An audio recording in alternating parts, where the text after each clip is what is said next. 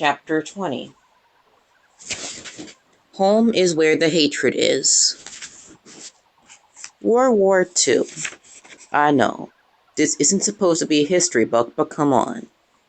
After the United States entered World War War in 1942, Du Bois felt energized by Black America's Double V campaign.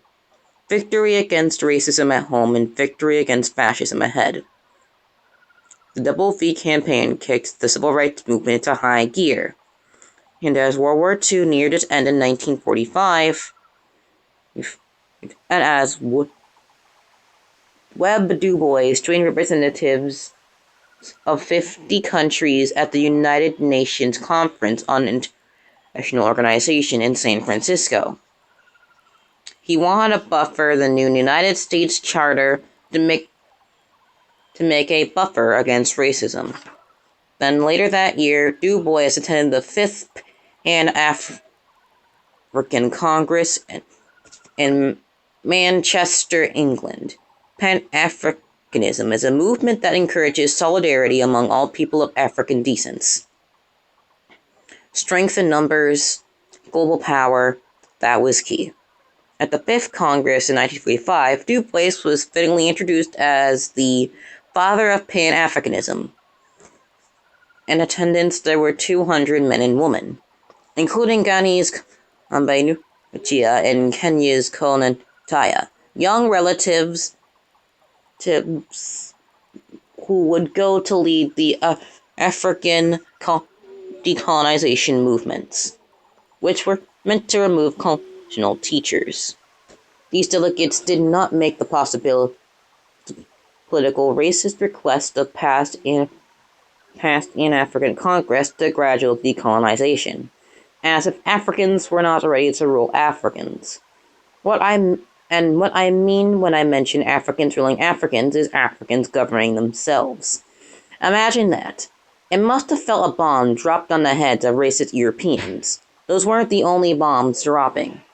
The United States emerged from World War II, looked over the ravaged European and East worlds, and flexed its unmatched capital, industrial force, and military arms as a new global leader. The only problem was America, the land of the free, home of the brave, still had a race problem. And that race problem was starting to reflect its relationships around the world. American freedom wasn't free. Heck, it wasn't even real. But no matter what compromises President Harry Truman, who died in 1945, tried to make, the South always fought back. I almost don't want to tell you what happened because I've told you what happened a lot already, but if you were to guess that white people started to peculate lies about black people being inferior to keep the world of racism spinning, you'd be right. On February 2nd, 1948, Truman agreed Congress to implement a Civil Rights Act, despite the lack of support among white Americans. You can imagine the outrage. Many left the Democratic Party. Others stayed and formed what they called the Pixiecrats, who, in order to fight back against Truman's push for civil rights, ran a man named Norm Stormont for president. It was a grossly segregationist platform. Fortunately, it didn't work. Black voters made sure Truman won, and once he did, his administration brought forth a game change in civil rights cases. Shelby v. Cramer, 1948. The case was decided the Supreme Court, determining that the courts could not enforce white-only real estate contracts in northern cities to keep out migrants and stop house desegregation. This brought on the open housing movement, which basically exposed white people stopping black people from living where they wanted to live. The fear was the same fear, that black people would make the neighborhoods dangerous, that their white daughters would be in danger. The property value would go down. Some black people wanted to live in white neighborhoods for validation. Some black people were looking for better housing options. Some white people were also afraid. They packed up and left their homes. White flight. Brown versus Board of Education in 1954. I'm sure you've heard of this one. If you live in the South and go to either school, this is why. This was the case that said racial segregation in public schools was unconstitutional. The results, the schools began to mix. Dip schools began to mix. What's really interesting about this, though, sometimes rarely discussed, is that it's actually a pretty racist idea. I mean, what it basically suggests is that black kids need a fair shot, and a fair shot is in white schools. I mean, why weren't there any white kids integrating into black schools? The assumption was that black kids weren't as intelligent because they weren't kids, as if the mere presence of white kids would make black kids better. Not true. A good school is a good school, whether there are white people there or not. Oh, and of course, people were ticked about this. People were ticked about them both. And ticked people do ticked things. I should have said PP. I know what is said, but I don't want to say it. I'll just say PP. It's pieced, but it's PP. I'll just say that.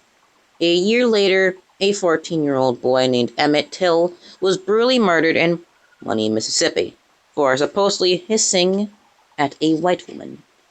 They beat Till so ruthlessly that his face was unrecognizable during his open casket funeral in his native Chicago.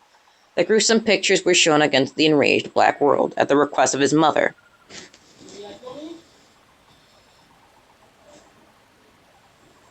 And those supremacists in power continue to blame Brown for his education for these problems. Young Emmett's death lit a fire under the civil rights movement, led by a young charismatic preacher from Atlanta who idolized Webb Du Bois, Martin Luther King Jr. There was a youthful energy to the movement, a new way of doing things, and Du Bois loved watching it grow more and more powerful. He was now 90 years old and hopeful. He never stopped struggling, and Dr. King was cut with similar cloth. He and Du Bois had not let up, and neither had college students. 4 black freshmen at North Carolina A&T entered a Woolsworth and Greensboro in February 1st, 1960. They sat out at the whites-only counter, where they were denied service, and stayed there until the store closed. Within days, hundreds of students from area colleges and high schools were sitting in. News reports of these non-violent sit-ins flashed on television screens nationally, setting in a sit-on wave to hit southern businesses. By April, students were staggering sit-ins in 78 southern and bordered countries, and the Student Nonviolent Coordinated Committee, NACC, had been established. They weren't waiting for white saviors, not in politicians by John F. Kennedy, who was running for office, or writers like Harper Lee, whose novel To Kill a Mockingbird was basically the Uncle Tom's Cabin of the civil rights movement. Don't mind if I don't. Nope, no white saviors for them. But they weren't interested in black saviors. They weren't necessarily saving themselves. They were just being themselves. But the thing about being black is that just being can bring bloodshed. That is what Dr. King and the NSCC and the civil rights movement as a whole were banking on. The vicious violence in response to the non-violent civil rights movement was embarrassing the country, all around the non-white world. On April 3rd, 1963, King's helped kick off a series of demonstrations in Birmingham, bringing on the wrath of the city's ruggedy segregationist police chief, Bull Connor. 9 days later, on Good Friday, 8 white anti-segregationist Alabama churchmen signed a public statement requesting that these unwise and untimely street demonstrations end. Martin Luther Jr.'s jailed at that same day read the statement from his cell. Angry, he started doing something he rarely did. He responded to critics in his Letter from Birmingham Jail, published that summer. No one knew whether the sticky Webb Du Bois read King's jailhouse letter.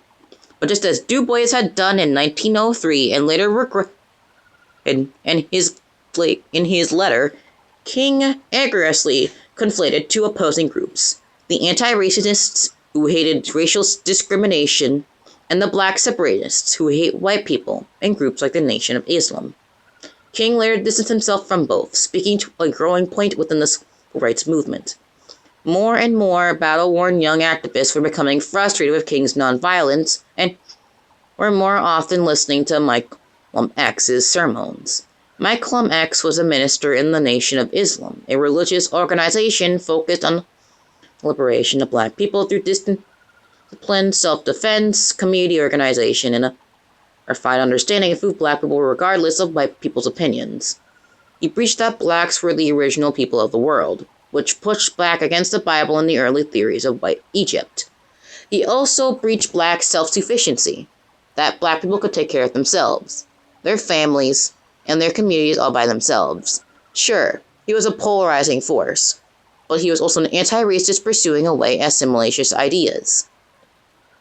On May 3, 1963, the young folks that followed leaders like Elcom watched on television as Bull Connor's vicious bloodhounds ripped to pieces the children and teenagers of black program who had been following Dr. King.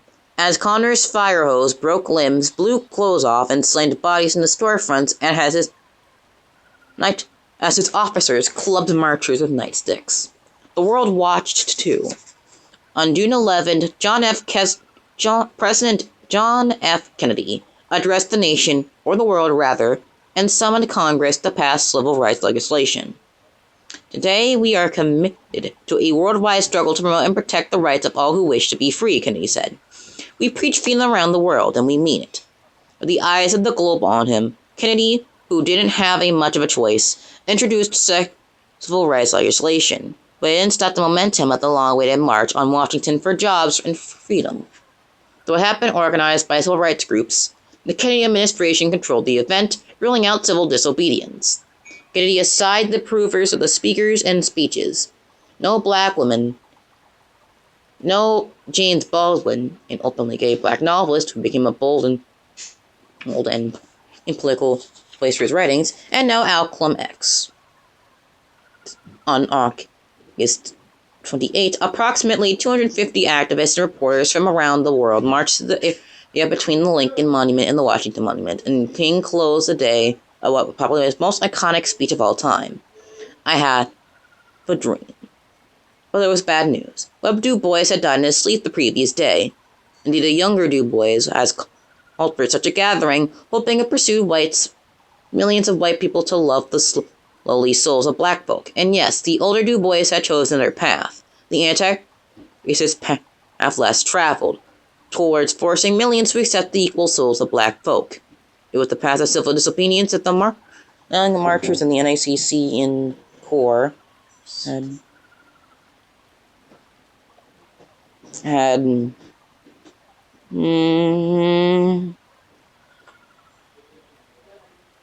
also yes, path for endorsing more. It was a path that was up on the importance that the young were in the NACC and core, Congress of Racial Equality, also responsible for much of the meaning and the movement had desired the march in Washington, a path a young woman from Dynamite Hill was already traveling and would not leave. But Roy Williams, one of Dr. King's right-hand man and the bearer of the bad news, did not dwell on different paths.